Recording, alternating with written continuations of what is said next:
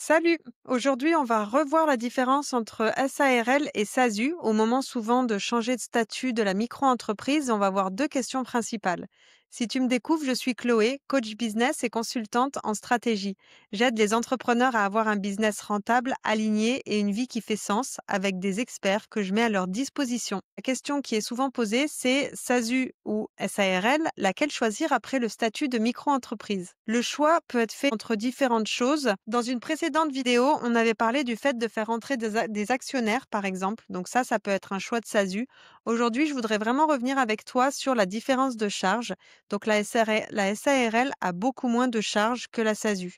Donc ça peut être intéressant. Maintenant, en plus, on peut moduler et faire une déclaration tous les mois auprès de l'URSSAF, chose qui n'était pas possible avant avec le RSI. Donc on peut moduler tous les mois, il n'y a pas d'acompte à faire. Tous les mois, on paye par rapport à ce qu'on s'est versé comme salaire. Ça, c'est la première chose qui différencie la SARL de la SASU. Ensuite, au niveau de la protection sociale, la SASU a une meilleure protection sociale pour ce qui est de la retraite, parce qu'en fait, on est comme un salarié, donc on a beaucoup de couverture. Par contre, avec la SARL, vu que les charges sociales sont moins élevées, on va pouvoir cotiser à des prévoyances et à d'autres couvertures pour la retraite notamment, pour pouvoir compenser ce manque de couverture et arriver à la même protection si tel est ton désir. Une autre question qu'on me pose souvent entre SARL et SASU, en tout cas au moment de changer de statut d'auto-entrepreneur, c'est combien coûte un comptable.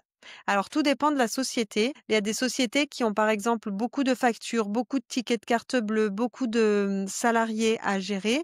Il y aura des fiches de paye. Donc ça, c'est vraiment une catégorie d'entreprise. Là, pour ce type d'entreprise, on va être sur un forfait mensuel à 300, 400, 500 euros selon l'envergure et les choses à faire et selon le chiffre d'affaires. Pour des solopreneurs qui sont sur une entreprise 100% digital, sans note de frais, avec vraiment des fonctionnements très très simples. Je pense à des freelances par exemple qui atteignent ou des consultants qui atteignent le statut de micro-entreprise et du coup qui basculent sur une SARL ou sur une SASU. Sur un système simple, ils vont faire jusqu'à 100 000 euros, 150, 200 000 euros.